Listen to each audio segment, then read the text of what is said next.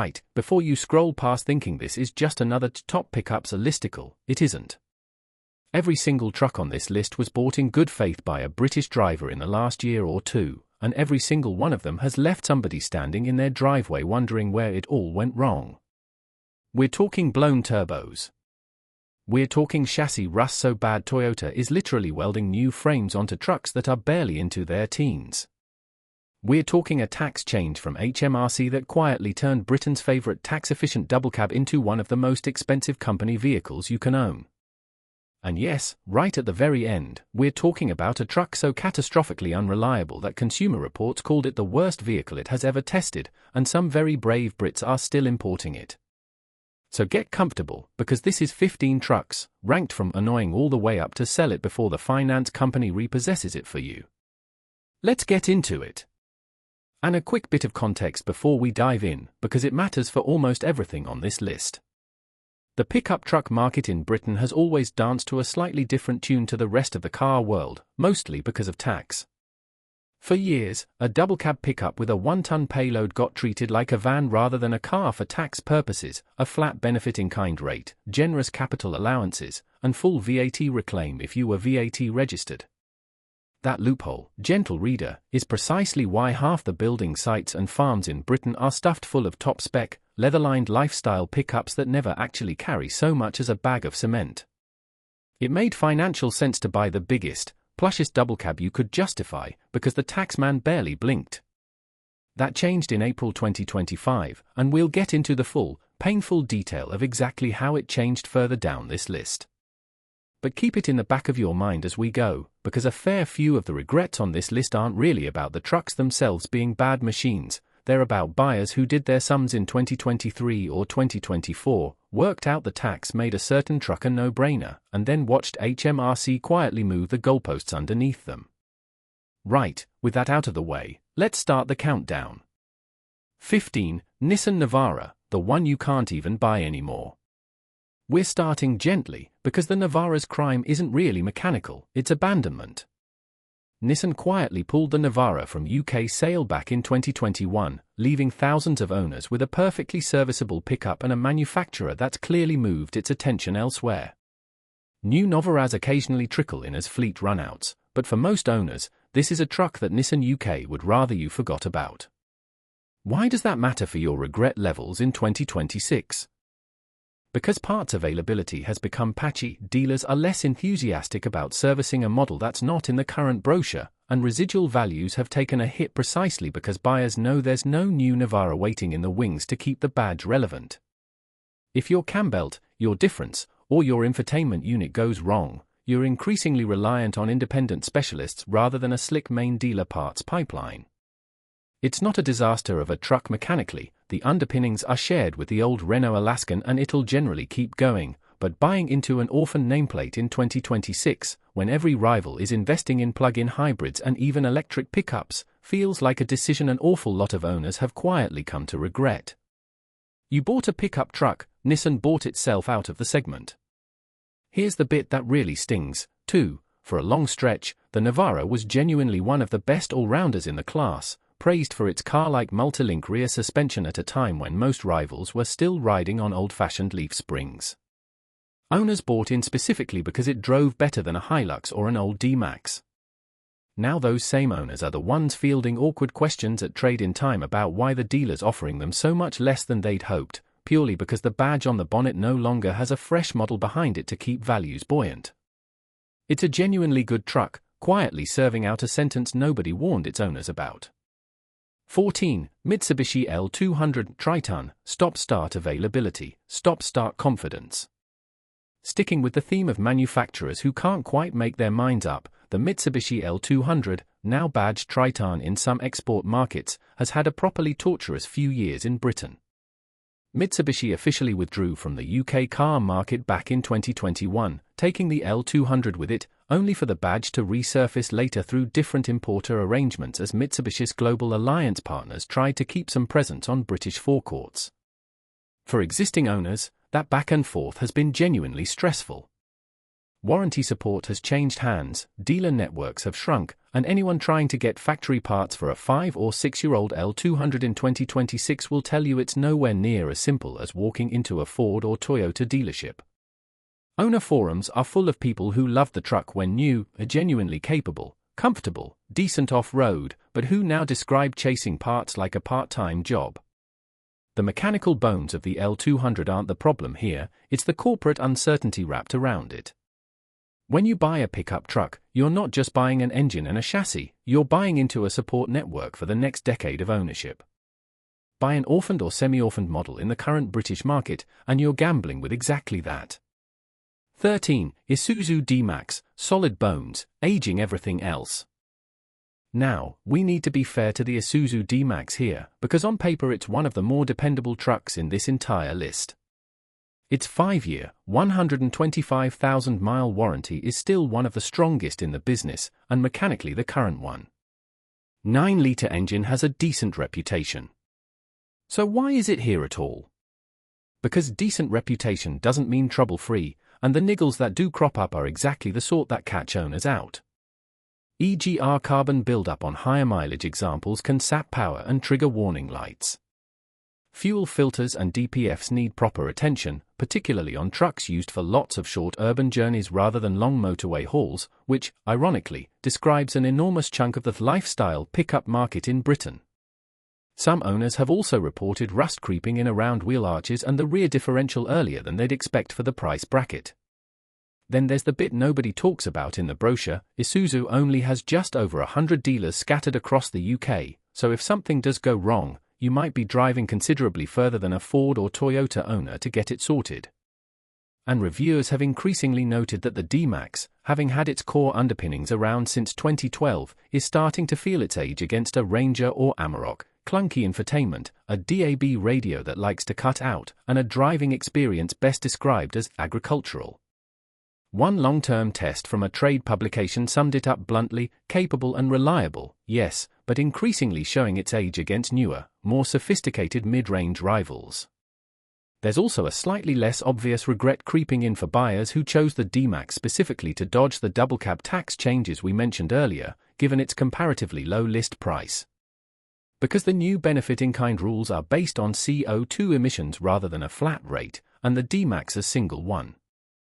9-litre diesel isn't the cleanest unit in the class at around 220 g per kilometre. Some owners have found themselves facing close to the maximum 37% tax band regardless, meaning that cheap and cheerful choice didn't actually deliver the tax saving they were banking on.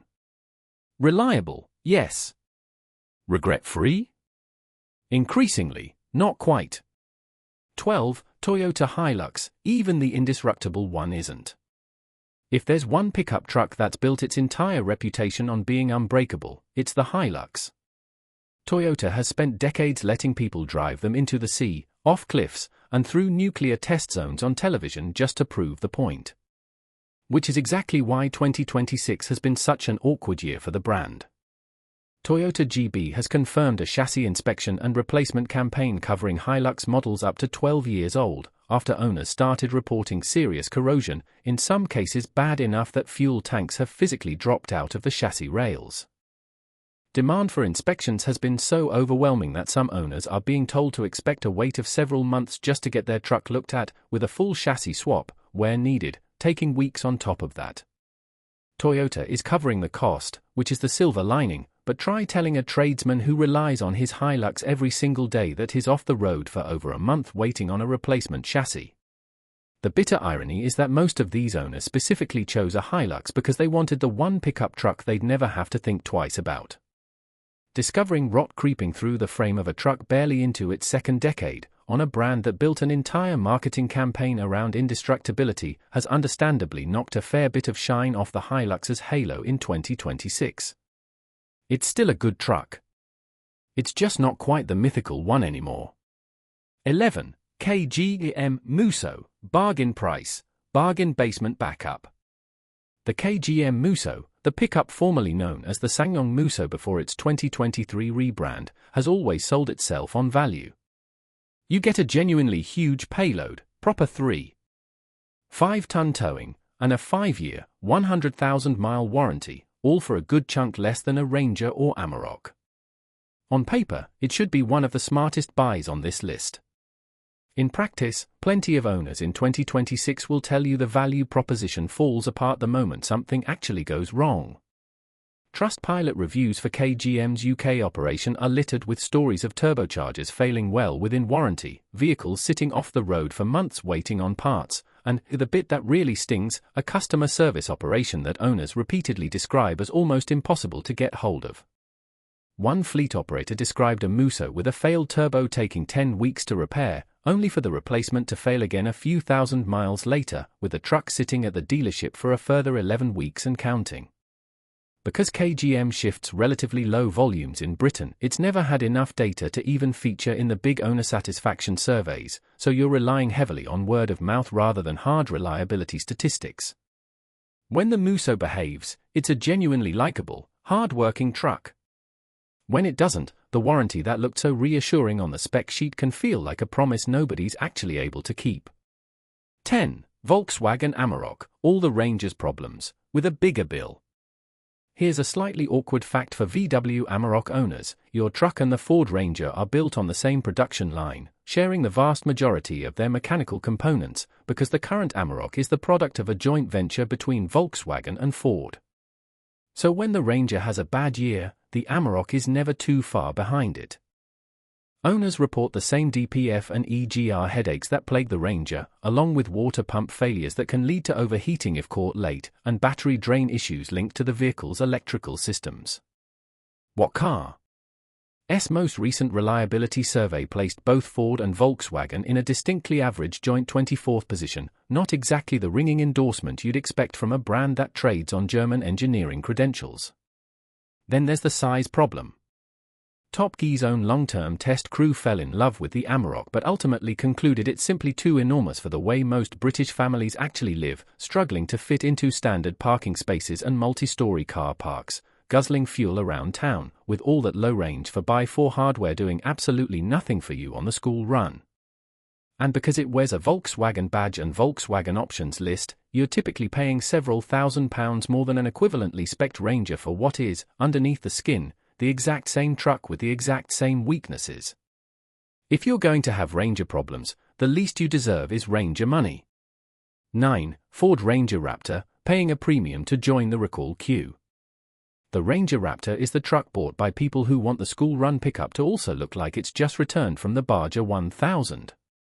Beefed-up suspension, a snarling twin-turbo V6, and a price tag that, once you've ticked a few boxes, comfortably clears £60,000, genuinely supercar money for a double-cab pickup. The trouble is, underneath the flared arches and the Fox Racing dampers, it's still a Ranger, meaning it's still subject to every single one of the recalls that have plagued the regular model over the past couple of years. Ford has issued repeated UK recall actions covering everything from a front wiper motor linkage fault, to incorrectly fitted bolts, to a seatbelt webbing routing error, to a steering column bolt issue, right through to a brake booster problem serious enough to affect power assistance while driving. Global recall actions have also touched front suspension control arm ball joints and trailer brake module software across the wider Ranger family that the Raptor shares its platform with. For a truck marketed on outright capability and driver confidence, discovering your steering or your brakes are subject to a safety recall doesn't exactly inspire faith, especially when you've paid a genuinely eye-watering premium for the privilege. Add in real-world fuel economy that regularly dips into the teens, insurance groups that will make your eyes water, and running costs that have made plenty of buyers quietly trade back down to a standard Wildtrak, and the Raptor's position as an aspirational halo truck has taken a bit of a battering in 2026. 8. Maxus e-Terran 9, T90 EV, brave new world, familiar new problems. Chinese manufacturer Maxus beat every established rival to market with a proper electric pickup truck in Britain, launching the T90 EV and following it up with the larger e-Terran 9. Credit where it's due, while Ford, Toyota, and Isuzu are still dabbling in mild hybrids and plug-ins, Maxus has actually put a fully electric pickup on UK forecourts, and on a spec sheet it looks properly competitive. But being first to market comes with a very predictable downside: everyone buying one right now is effectively a beta tester. Maxus is still a young brand in the UK with a comparatively small dealer footprint, and electric pickups as a category are so new that nobody has meaningful long-term reliability data on how these battery packs, drive motors, and charging systems hold up under years of towing, hauling, and building site abuse, the exact conditions pickup buyers actually need their trucks for. Early adopter reports flag the usual teething issues you'd expect from any brand new platform: infotainment glitches, inconsistent real-world range depending on load and towing, and charging speeds that can be frustratingly slow compared with what the headline figures suggest. None of that makes the Maxus a bad truck outright. It might turn out to be a genuinely smart, forward-thinking purchase in 5 years' time. But for buyers in 2026 who assumed electric automatically meant low maintenance and hassle-free, the reality of owning a first-generation product from a newcomer brand, with a support network still finding its feet, has been a steeper learning curve than the marketing suggested. 7. Ford Ranger PHEV, the tax dodge that isn't quite a free lunch. For years, double-cab pickups were the open secret of company car tax planning in Britain: vans for tax purposes, SUVs for comfort, and everybody was happy. Then HMRC pulled the rug out. From April 2025, double-cab pickups have been reclassified as cars for benefit-in-kind and capital allowance purposes, which sent business owners scrambling for anything with lower emissions to soften the blow. Enter the Ford Ranger PHEV, Britain's first plug-in hybrid pickup, and Parker's reigning pickup of the year. On paper, it's the smart move. Official CO2 figures in the low 70s G the kilometre / your benefit-in-kind bill dramatically compared with the diesel, while keeping the full 3.5-ton towing capacity and a genuine ton of payload. In practice, plenty of new owners have discovered the small print is less generous than the tax saving suggests. The battery is modest, delivering a real-world electric-only range that barely stretches past 20 miles once you factor in typical British weather and a fully loaded bed. Charging speed is underwhelming next to what you'd expect from a genuine EV, and the electric motor alone doesn't have anywhere near enough punch to satisfy anyone expecting brisk, silent running around a job site. Buyers who assumed PHEV meant mostly electric, occasionally diesel, have found the reality is closer to diesel that occasionally sips a bit of electricity, brilliant for the tax return, less brilliant if you bought it hoping to slash your fuel bills to match. It's a genuinely clever engineering compromise. It's just not quite the miracle cure for the new tax rules that a lot of buyers were sold on. 6. Ineos Grenadier Quartermaster, nearly 6 figures, not quite finished. The Grenadier Quartermaster is Ineos's answer to the void left by the old Land Rover Defender pickup, a proper body-on-frame off-roader with a BMW Source straight 6 under the bonnet, locking diffs front and rear, and pricing that creeps close to 6 figures once you've auctioned it up. For buyers craving old-school, mechanical toughness with modern refinement, it's an appealing proposition on paper. The reality, according to a huge and very vocal owner community, has been considerably messier.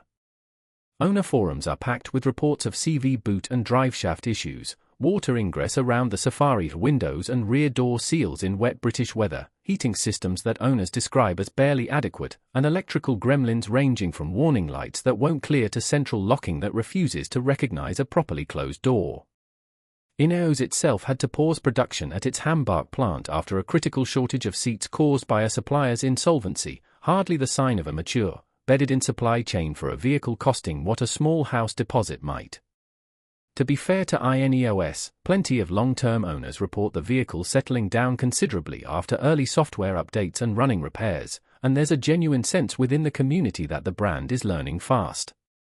But learning fast is cold comfort if you're one of the early buyers who paid flagship money to be part of that learning curve, only to spend your first year of ownership becoming intimately familiar with your local dealer's waiting room. 5. The double cab tax bomb, every owner's silent regret.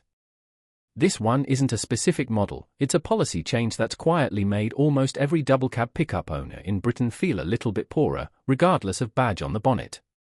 From April 2025, HMRC reclassified double cab pickups with a payload of a ton or more as cars rather than commercial vehicles, for benefit in kind, capital allowance, and certain business profit deduction purposes. The change followed a Court of Appeal ruling that found these dual-purpose vehicles weren't predominantly suited to carrying goods over passengers, no matter how tradesmen actually use them day to day. The numbers are brutal. A 20% taxpayer who was previously paying somewhere around £800 a year in benefit in kind on a company pickup can now be looking at a bill well over £4,000, depending on the model and its emissions. Capital allowances have also been slashed from full first-year relief down to as little as 6% a year for higher-emission trucks, while leasing costs have taken a hit too, with relief on vehicles emitting more than 50 grams of CO2 per kilometre reduced from full deductibility to just 85%. Industry surveys have found the majority of pickup buyers, accountants, and dealers were still confused about exactly how the changes applied even months after they came into force. There is a silver lining, sort of. Vehicles ordered, purchased, or leased before the 6th of April, 2025 keep their old, more favourable tax treatment until disposal, lease expiry, or April 2029, whichever comes first. But for anyone who's bought or leased a double-cab pickup new since that date, purely for personal use through their business, the tax landscape has shifted dramatically underneath them, and it's arguably done more to sour the British love affair with the double-cab pickup than any single reliability problem on this list. For KGM Musso, repeat turbo failures, when the warranty isn't worth the paper it's printed on. We've already covered the Musso's general value for money wobbles, but the sheer scale of the turbocharger horror story circulating in 2026 deserves its own, considerably more serious entry. This isn't the odd unlucky owner, it's a pattern serious enough that fleet operators running multiple examples have gone public with matching complaints across their entire lineup. One fleet manager described a turbo failure at around 40,000 miles taking 10 full weeks to repair under warranty. When the same vehicle's turbo failed again a matter of weeks later, it went back to the dealership and, at the time the review was posted, had been sitting there for a further 11 weeks with no replacement vehicle offered. Another owner described a Musso that had been into the garage more than 15 times for issues ranging from a blown turbo, to a failed oil pump, to a rear cab lock that broke on 4 separate occasions, with the vehicle off the road for over 45 days at a stretch and senior management, in their words, simply refusing to engage. What makes this genuinely catastrophic, rather than merely annoying, is the combination of mechanical failure with what owners repeatedly describe as an almost total customer service vacuum, hour-long holds, unreturned calls, and warranty claims that drag on for months rather than weeks. A 5-year warranty is a wonderful thing to see printed on a brochure. It's considerably less wonderful when you're the one stuck without a working vehicle for the best part of a working quarter, waiting for somebody at head office to pick up the phone. 3. Ford Ranger, Britain's favourite pickup, is also its least reliable. Here's the number that should worry every one of the roughly 17,500 people who bought a Ford Ranger in Britain last year. Independent warranty provider WarrantyWise, drawing on real claims data from vehicles over 3 years old, found the Ranger has a repair rate of 31%, officially making it the least reliable pickup truck it covers, and the least reliable light commercial vehicle of any kind on its entire books. That's not a rival's marketing spin, that's an insurer looking at actual claims. Layer on top of that a genuinely relentless run of official recalls covering the current generation Ranger. Front wiper motor linkage faults. Incorrectly fitted bolts. Seatbelt webbing routed incorrectly through its anchor point. Steering column bolts at risk of loosening. A front suspension upper control arm ball joint that could detach from the wheel knuckle entirely. An electronic brake booster that could fail while driving or while using driver assistance systems, cutting power-assisted braking. And, more recently, a software fault in the integrated trailer brake module across the wider Ford truck range the Ranger shares components with. None of these are trivial check engine light annoyances, several are the sort of fault that genuinely worries you on the motorway with the kids in the back. The Ranger remains, by a wide margin, the best-selling pickup in Britain, and plenty of owners will happily tell you theirs has been faultless. But statistically, across the whole fleet, more Rangers are ending up back at the dealer with something wrong than any rival pickup on sale, and when the country's most popular truck is also its least dependable, that's not a niche problem, that's hundreds of thousands of British driveways. 2. VW Amarok Ford Ranger Grey Market V6 models, same chassis, compounded complaints. Sitting one rung below Catastrophic, we've got to call out the specific combination of high-mileage V6 Amaroks and Rangers now flooding the used market as early leases and fleet vehicles come off contract. Because these two trucks share so much hardware, their most serious faults tend to compound rather than cancel out once you're looking at a 3- or 4-year-old example with genuine miles on the clock. Owners of both trucks report the DPF and EGR problems mentioned earlier becoming significantly more expensive and more frequent once a vehicle passes the 60,000-mile mark, particularly on examples that have spent their life doing short, stop-start urban journeys rather than the long motorway hauls. Diesel particulate filters actually need to clear themselves properly. Add to that the electronic brake booster and trailer module recalls affecting the wider platform, water pump failures that can strand a vehicle if ignored, and a used market where private buyers are increasingly reporting expensive for-figure repair bills turning up within months of purchase, often on vehicles that pass their pre-purchase inspection with a clean bill of health. The genuinely painful part for used buyers is that neither truck is cheap to run once things start going wrong. Main dealer parts and labor rates on a premium pickup platform are not far off what you'd pay on a comparable SUV, and a surprising number of second owners in 2026 have found themselves facing repair bills that, added together, rival a meaningful chunk of what they paid for the truck in the first place. If you're shopping the used market for either of these two, a full service history and an independent inspection aren't optional extras, they're the difference between a bargain and a money pit. 1. Dodge Ram 1500, Grey Import, officially the worst pickup ever tested, now available in Britain. And here we are. Catastrophic. Genuinely, this is the one. Consumer Reports, the organization with arguably the largest real-world reliability dataset of any vehicle testing body on the planet, drawing on feedback from roughly 380,000 owners, scored the current generation Ram 1500 just 5 out of 100 for reliability, officially making it the worst pickup truck the organization has ever evaluated.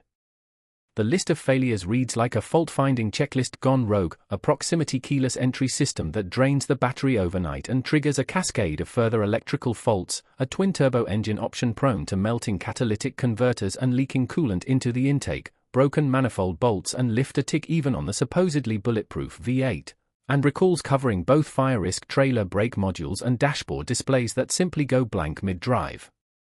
Now, the Ram was never officially sold new in Britain, no factory-backed right-hand drive version, no Stellantis UK warranty network, none of it. Which is precisely what makes this entry catastrophic rather than merely bad. A small but enthusiastic community of British buyers imports these trucks privately, either as left-hand drive originals or through specialist converters, drawn by the sheer size, the towing capacity, and the presence they bring on a British B-road. What they're often not fully prepared for is inheriting every single one of Consumer Reports' worst-ever reliability findings, with none of the safety net a UK market buyer would normally expect. No local dealer network genuinely equipped to diagnose an American market electrical fault. No factory recall notice arriving through your letterbox, because the DVSA process for grey imports is nowhere near as joined up as it is for officially imported vehicles. Parts sourced and shipped from across the Atlantic, at exchange rates and shipping costs that can turn a routine repair into a 4-figure ordeal. And insurance and ULEZ or Clean Air Zone compliance headaches that a factory-imported truck simply wouldn't have to deal with in the first place.